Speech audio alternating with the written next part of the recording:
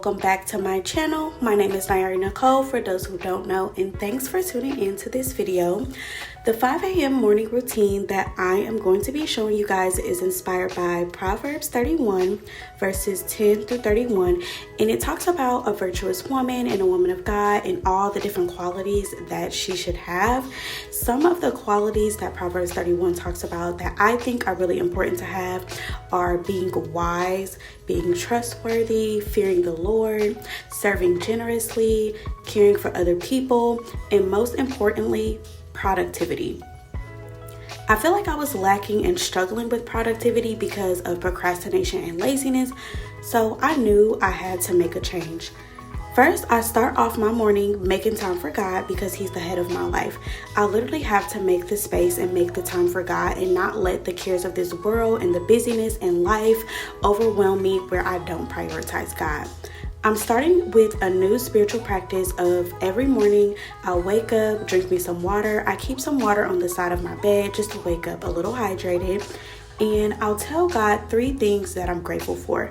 There are a bunch of scriptures that talk about gratitude, and just having that daily mindset and making that small spiritual practice, it helps you stay connected to God. Then I start off by reading the word. Before I read anything in the Bible, I always pray. I pray for wisdom, guidance, understanding, because we cannot understand the Bible on our own and without the Holy Spirit guiding us. As I'm reading the word, I take notes and I highlight anything that sticks out to me, words I don't understand, a message that God has been telling me, and things like that. I'm starting a new book of the Bible, and before I do that, I always like to know what I'm reading about and get some pre-context. A great resource for this is the Bible Project on YouTube. It breaks down the chapters of the Bible into their themes, what it's about, the different people, historical context, and all of the things, and I have found this to be really helpful. I never want to just open the Bible and read it to say that I have read it. I actually want to know what I'm reading, understand what I'm reading, and apply it to my daily life. If you guys want more tips on how I study the Bible, how I break things down, let me know in the comments and I will definitely do an in-depth video of that. I'm a note taker. I love taking notes. I take notes at church, every sermon. I'm taking notes and I'm writing things down just so I can go back, look over, and reflect on things that God have been telling me, things that I've been hearing, and things that I've been noticing. Some people like to write in their Bible, in their physical Bibles, take notes in the margins. I also do that as well.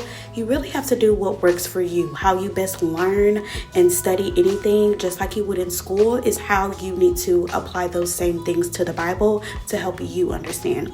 Everybody's study method is not going to look the same. Here, I'm actually just showing you a quick video of what the Bible Project actually looks like. So it's like a little cartoon drawing, and it's amazing with the visuals. It's super easy to follow along, and it really just breaks down all the different chapters and the themes of that particular book. And I have found it to be really helpful and really insightful on understanding the Bible and understanding really important concepts in the Bible and making sure that I'm not missing anything.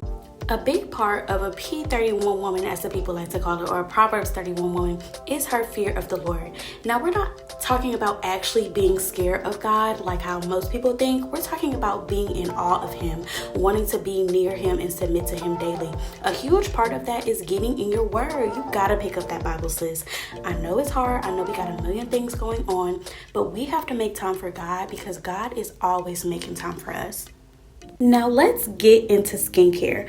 I'm gonna do a full video breakdown of all the different products I use and my daily facial routine in another video, so stay tuned for that. I definitely think I'm gonna include that in the Vlogmas series. But establishing any type of routine is so important for me. Just making those small, consistent steps over time, I've really noticed an improvement in my mood and my overall health. Listen, ladies, when you look good, you truly feel good. So when I'm doing my skincare, looking good, feeling good, looking like a glazed donut, because if you're not looking like a glazed donut by the end of your skincare routine, you're not doing it right. But yeah, just establishing healthy habits like a skincare routine is definitely a form of self-care that every woman should have in their routine. The whole point of this video is to inspire you as a woman of God, as a woman in general, whatever the case may be, to not only make space for God, but don't let procrastination and laziness get in the way of your potential and any other bad habits that you may have. We're not waiting until the new year to break those bad habits. A bad habit that I personally was trying to break was eating out for lunch.